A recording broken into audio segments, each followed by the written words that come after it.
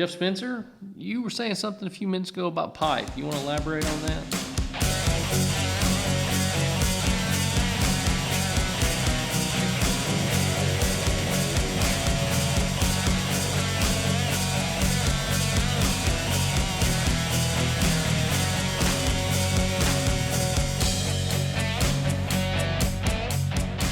Good evening, YouTube. Thanks for tuning in to the ProfitDig Construction Show. I'm here with Jeff Spencer. But I'm Jeff Givens. Got producer Chris and producer Jerry behind the camera over here. Good to see you all tonight. Jeff Spencer, you were saying something a few minutes ago about pipe. You want to elaborate on that? yeah, I was just talking about, excuse me, like, when you're working in an easement, which easement, may be in rural development, it may be in the town or wherever you may be at, but it's an easement that's dedicated for utilities. So when you go into these easements to work, you're going across someone's property, whether it be a commercial property or a residential property, whatever it may be. You've got an X amount of footage that you can work within, and you're not supposed to, go outside those boundaries. So what a lot of people may not realize or understand, especially like new construction companies, is the importance of doing a dialogue of what the property is before you encroach on that property. And what I mean by that is, like, do your due diligence. Go out and look at the property, take pictures, make notations, any defects or damages that may be inside that property or that easement at that point. And it may be an area where you have rock. You may have to do some blasting.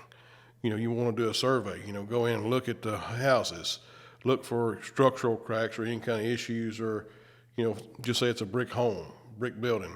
Look for cracks in a brick and stuff of that nature. Take pictures and note it before you ever start working.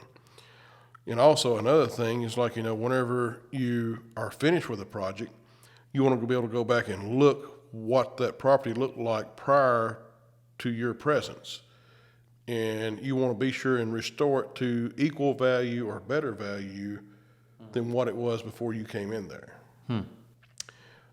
There's been numerous times that, people may not realize it, and I hate to say it like this, but you go on someone's property, even though you have every right to be there because you're working inside this easement that belongs to the municipality or the company you're working for, and people may have defects in their home or defects on their property that had nothing to do with you, and they will try to get you to repair those, saying that you caused the damage.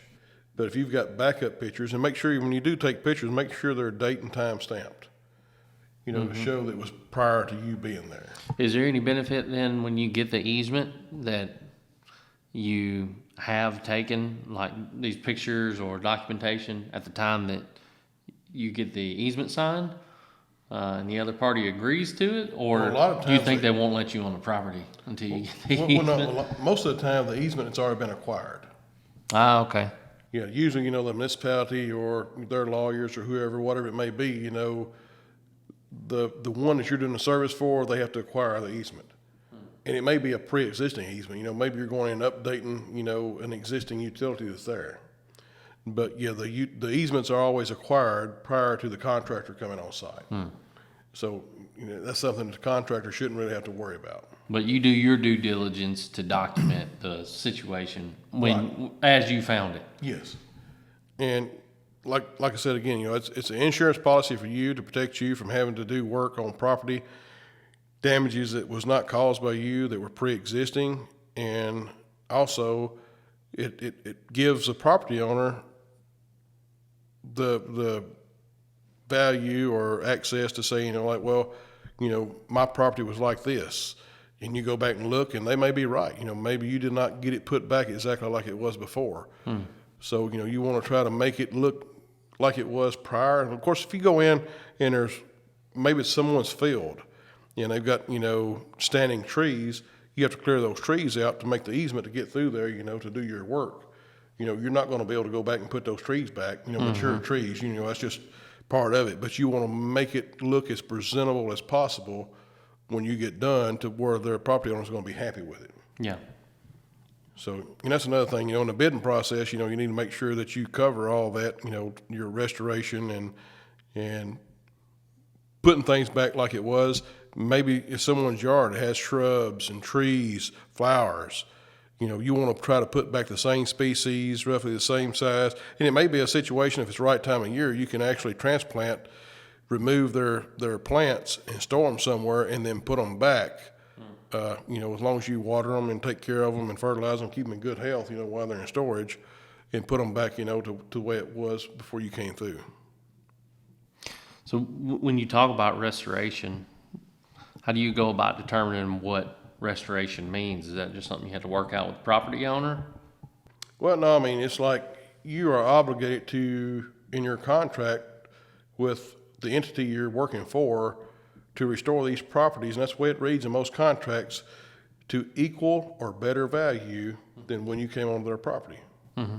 So, as long as you can get it back to where the entity you're working for, they agree with you that, hey, this is equal value or better, then it would be between them and the property owner if there's an issue. But, if the entity you're working for looks at it and says, well, I think you could do this or you could do that, then the property owner is going to have a pretty good leg to stand on. You're going to have to go back and do a little more work. So it's it's just one of those deals. You want to keep good faith with the property owner as well as with the person or persons or entity you're working for.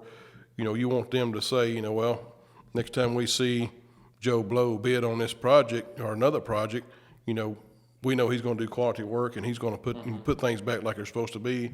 And, we're going to try to favor him. It's maybe one of those extra tangibles that maybe you don't see with every company, but gives you an edge. Right. If you take that level of care. Yes. And it can also avoid, potential lawsuits. Yeah. Well, it's a little CYA, right? Right, exactly. Yeah. Most definitely. But that's about all I had. I just want to kind of, if you are a new construction company and you haven't been involved in working in easements or working on someone else's property, just things to note and try to make sure that you are doing right by them and right by the entity you're working for. And making your company look more professional in the process. Yes. All right. Well, great topic, Jeff Spencer. Appreciate it, Jeff. Thanks for tuning in, everybody. Check us out at ProfitDig.com if you're looking for a bidding and costing solution online. $99 a month, no contract. We're really proud of it, and it's what allows us to do these videos, right? Stay engaged with the community. So yeah, if you liked what you saw here, like the video, give it a share, subscribe, any sort of spreading of the good news of ProfitDig is good for us. Right. We appreciate everything. And if you've got any questions that maybe you're curious to see what our take on it is, please leave a comment.